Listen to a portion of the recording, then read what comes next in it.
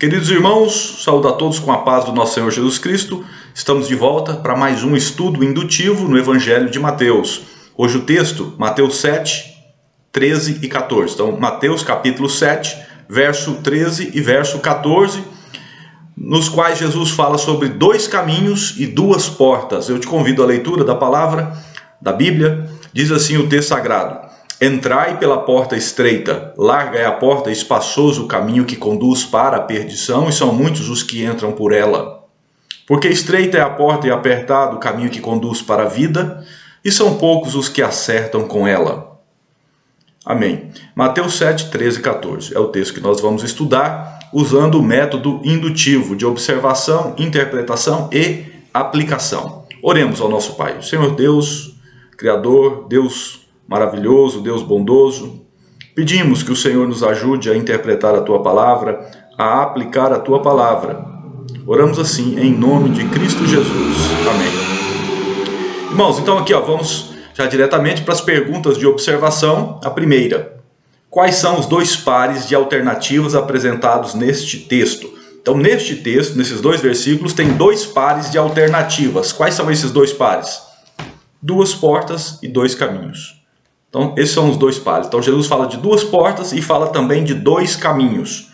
Qual interpretação? Interessante essa pergunta aqui. Qual interpretação parece ser a correta? Utilizando o texto paralelo, que é o texto de Lucas 13, 25 e 27. Então, se vocês olharem esse texto paralelo, texto de Lucas 13, verso 25 e o verso 27, qual é a interpretação correta? A porta que dá acesso ao caminho ou o caminho que dá acesso à porta? Então Jesus está falando aqui, primeiro a pessoa anda no caminho para depois chegar a uma porta, ou primeiro a pessoa passa por uma porta e trilha por um caminho? Essa é a pergunta de observação. Quando analisamos o texto de Lucas 13, que é o texto paralelo, leva à interpretação de que o sentido correto é um caminho que no final dá acesso a uma porta. Um caminho que dá acesso a uma porta no final, e não o contrário. Não como se a pessoa abrisse uma porta, passasse por ela, depois trilhasse uma estrada.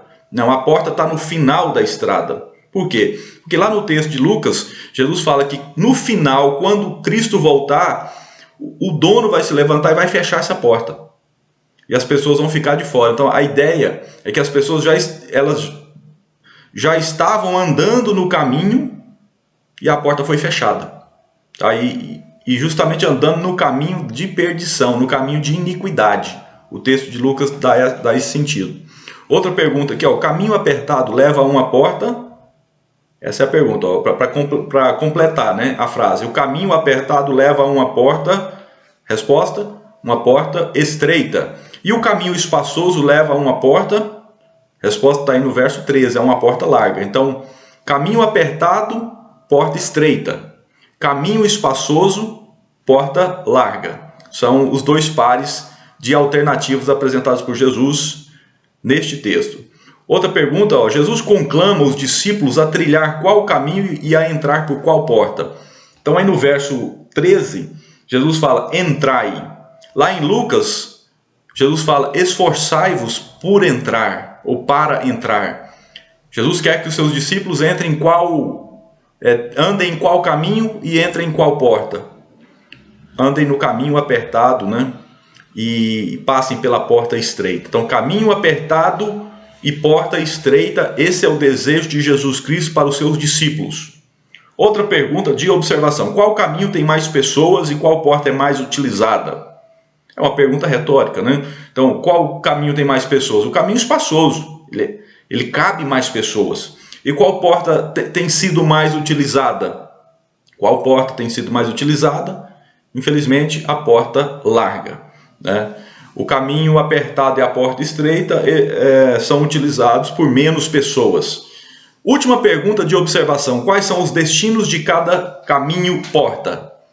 Pois aqui as duas palavras juntas, Quais são os destinos? Esse caminho com essa porta levam para onde? Então nós temos aqui que os dois destinos, um destino é a vida eterna e o outro destino é a perdição eterna. Então, o caminho apertado com a porta estreita levam para a vida. Já o caminho espaçoso com a sua porta larga levam para a perdição eterna. Primeira parte concluída, são as observações. Agora vamos para a interpretação. Algumas perguntas nesse sentido, né? Para a gente buscar o significado dessa passagem, desses dois versículos. Alguns pontos aqui. O primeiro, o caminho apertado que leva à porta estreita, será que é o caminho da fé em Jesus Cristo, que por sua vez exige da pessoa arrependimento, exige da pessoa fé e exige obediência? Por isso que é um caminho apertado e a porta é estreita? Né? A resposta é que é isso mesmo. Então, o caminho ele é apertado e tem uma porta estreita justamente por isso, porque ele exige arrependimento, fé e obediência. Fé em Jesus Cristo, arrependimento dos pecados, obediência às normas do reino de Deus, né? Então aqui Jesus está ensinando que as pessoas não vão entrar no reino dos céus por outros meios, mas apenas pelos meios instituídos por Deus, pelas regras do reino de Deus, ou seja, pela graça de Deus. É um caminho apertado e a porta é estreita, poucas pessoas estão nesse rumo, né? As pessoas elas não vão ser salvas, elas não vão receber vida eterna por outros meios, como adoração da natureza, pelos sentimentos piedosos, pelo hedonismo, pelo culto à própria personalidade, mas única e exclusivamente pela fé no Filho de Deus. Isso faz com que esse caminho seja estreito, faz com que essa porta seja apertada. Ou o inverso, a porta estreita e o caminho apertado, né? Poucas pessoas, como Jesus disse aqui, são poucos os que acertam com ela. Poucos passam por essa porta que é Cristo, que é a exigência da fé em Jesus Cristo. Outro ponto aqui para a nossa reflexão, a ideia de o caminho de Cristo ser apertado significa as dificuldades do discipulado cristão. Então, quando Jesus fala que o caminho é apertado, ele estaria fazendo uma referência às dificuldades de ser cristão, às dificuldades de ser um discípulo de Cristo. Isso faz com que seja apertado esse caminho, esse jeito, esse modo de vida. E a resposta correta é essa mesmo, quer dizer, não é fácil ser cristão. Não é fácil ser cristão. Porque é difícil orar, é difícil praticar justiça, é difícil amar os inimigos, é difícil ter um modo de vida teocêntrico, Deus no centro de todas as coisas. É tão difícil que só é possível pela graça de Deus. O mérito humano é insuficiente para fazer com que alguém seja um cristão verdadeiro. Somente pela graça de Deus isso acontece na vida de alguém. Por isso é um caminho apertado. Outro ponto, a ideia da porta ser estreita está relacionada com a salvação somente pela fé em Jesus Cristo? Nós já respondemos essa pergunta, sim. Quando Jesus fala que a porta é estreita, é uma porta que passa uma pessoa de cada vez. Porque a responsabilidade individual e a exigência da fé pessoal. Então, cada pessoa tem que ter fé em Jesus Cristo. Isso torna essa porta estreita, individualizada, personificada. Né? Outro ponto, o fato do caminho ser apertado, quando Jesus fala o caminho que leva à vida, um caminho apertado, significa necessariamente que é um caminho triste, um caminho caracterizado por tristeza? Não, nós não podemos ver dessa forma. Por quê? Porque apesar de o caminho ser apertado, quem trilha esse caminho que leva à vida, ele vive no reino de Deus, e o reino de Deus ele possui novos valores. A pessoa descobre novos amores, novas amizades, tudo decorrente dessa intimidade que o discípulo tem com o próprio Jesus Cristo. Ela passa a amar a Deus, a amar a Jesus, amar a natureza feita por Deus, amar os animais, amar o próximo, amar a vida. Tudo isso decorre dessa intimidade que ela tem com Jesus Cristo, enquanto ela trilha esse caminho apertado. Vai ter tristeza, sim. Mas o aperto que Jesus está falando aqui não está ligado a isso. O aperto está ligado a pouca quantidade de gente que trilha por esse caminho. As dificuldades, as opressões, as perseguições. Mas apesar de tudo isso, Deus prepara também momentos de alegria, de felicidade para as pessoas que estão nesse caminho apertado. Seguindo, Pode-se confiar, olha essa pergunta aqui, pode-se confiar na opinião da maioria das pessoas para escolher o caminho certo? Então, esse critério, a maioria, ele é seguro? Nós podemos consultar a opinião da maioria das pessoas e seguir essa opinião com relação à escolha do caminho, do rumo da vida? Qual caminho escolher? Não, né? Nós não podemos usar esse critério, porque aqui Jesus está falando que a maioria, infelizmente, está no caminho que leva à perdição. A maioria está no caminho errado. Então nós não podemos, nesse caso, adotar a posição da maioria, seguir a maioria. Jesus está falando aqui que a minoria, são poucos os que acertam com a porta estreita. Outro ponto de interpretação é o seguinte: o desejo de agradar a maioria das pessoas, aquele desejo de agradar a multidão, pode comprometer a entrada no caminho estreito? Essa é a pergunta. Aquele desejo natural, né, comum, que os homens têm de agradar os outros, agradar principalmente a maioria. Isso pode comprometer a entrada no caminho estreito? Pode, né? Pode, porque o discípulo, Jesus estava alertando aqui que o discípulo de Cristo tem que já saber, estar convicto, consciente de que o caminho estreito, ele é mesmo, em certo sentido, um pouco solitário, né? É um caminho apertado, a porta é estreita, né? O discípulo tem que ter aquela convicção que Josué, lá no Antigo Testamento, demonstrou quando ele desafiou o povo. Você falou para as pessoas lá que elas tinham que decidir a quem elas serviriam. E aí ele disse aquela frase famosa que está lá em Josué 24:15. Eu e minha casa serviremos ao Senhor. Então, Josué sabia que se todos escolhessem adorar outros deuses, por exemplo, Baal, ele e a casa dele serviriam ao Senhor Deus, mesmo que fosse só a casa dele, né? Então essa ideia que está aqui no texto, né? Tem um caso aqui também no início da igreja, do Atanásio, né? O Atanásio, um teólogo que estava defendendo o cristianismo verdadeiro numa época muito antiga, e chegou um momento que parecia que ele estava só. E aí as pessoas próximas a ele falaram: Atanásio, melhor você mudar de ideia, você está sozinho, é só você que está falando isso. E aí ele deixou uma frase clássica, né, na história, ele disse: então é Atanásio contra o mundo inteiro. Então é essa ideia que o discípulo tem que ter. Ele não tem que ter essa preocupação de sempre agradar a maioria, até porque, infelizmente, como já disse, a maioria está no caminho que leva à morte, à perdição, né? Esse caminho apertado é um caminho de pouca popularidade. Isso o discípulo tem que estar convicto. Quem quer popularidade não se torne cristão. Não é o caminho da popularidade, né? Os caminhos, outro ponto aqui, e último ponto desse bloco nosso aqui de interpretação, os caminhos mencionados por Jesus aqui, os dois caminhos, eles têm fins em si mesmos ou eles têm significados eternos além deles, né? Eles não são fins em si mesmos, né? Esses dois caminhos, eles levam para realidades que estão além do próprio caminho. Então um caminho leva para a perdição, e essa perdição é eterna, e o outro caminho leva para a vida, e essa vida é eterna. Concluímos aqui então a interpretação e vamos finalizar o nosso estudo com a aplicação. Como que nós podemos colocar em prática essa interpretação, essas observações, né? Alguns pontos aqui de reflexão. Uma pergunta: você tem obedecido à ordem de Cristo que inicia o verso 13? Que ordem é essa que está no verso 13? Entrai pela porta estreita. Entrai pela porta estreita. Então Jesus está dando uma ordem. Entrem pela porta estreita. A pergunta é: você tem obedecido a essa ordem de Cristo? Você tem entrado? Você já entrou?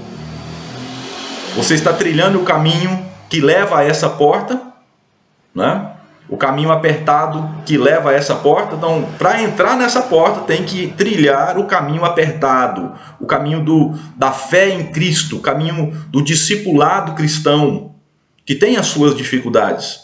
Tem poucas pessoas nesse caminho. Outro ponto de aplicação: você tem se esforçado por trilhar o caminho apertado que leva à porta estreita que conduz à vida, conforme Lucas 13, 24. Nesse texto paralelo, e é Lucas 13, 24, Jesus usa essa construção, esforçai-vos, né, como já foi dito também, esforçai-vos por entrar. A pergunta é, você tem se esforçado para trilhar esse caminho que conduz à vida ou não? Essa palavra do esforço, né, é muito importante a gente pensar sobre isso. Nós temos feito tudo o que nós podemos fazer para andar no caminho que conduz à vida, né, para resistir nesse caminho? Fica para a nossa reflexão prática aqui, né? Se nós temos realmente dedicado a nossa energia, a nossa força para andar no caminho que conduz à vida. Ó, cite exemplos de exigências do caminho que conduz à vida que o tornam apertado e fazem a maioria preferir o outro, apesar de conduzir à perdição eterna. Então, pense aí, o que faz com que as pessoas prefiram o caminho espaçoso que leva à porta larga, que leva à perdição? O que tem feito as pessoas tomarem essa decisão prejudicial, uma decisão de prejuízo eterno?